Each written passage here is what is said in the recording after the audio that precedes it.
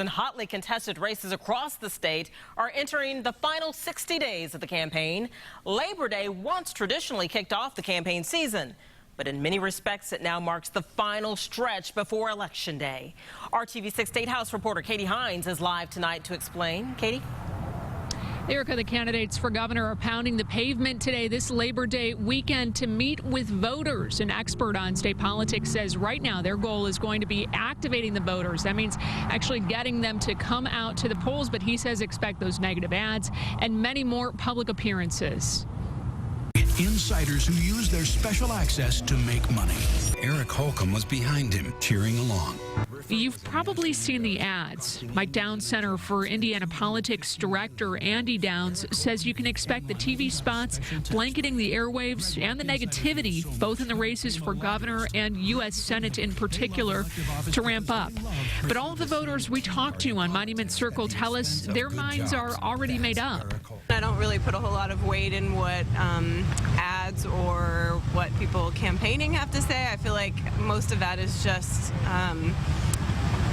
it's just advertising, and they'll just say whatever they can to get you to vote for the correct candidate. And so all the negative ads don't really play a difference because the policies that each candidate supports is a lot more important than their person, like who they are. The two major party candidates in the race for governor are meeting with voters this Labor Day. Democrat John Gregg walking in the Boonville Labor Day parade, and Republican Lieutenant Governor Eric Holcomb meeting with voters at the Blueberry Festival in Marshall County.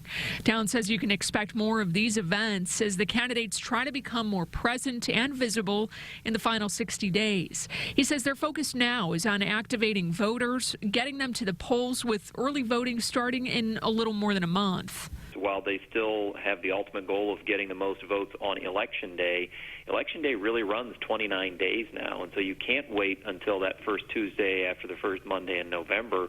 You've got to be thinking the month before that even for actually turning out your vote. And keeping that in mind, Downs says the earlier the candidates can rally their base, the more time and the sooner they can then go to try to sway those undecided voters. Reporting live tonight, Katie Hines, RTV6.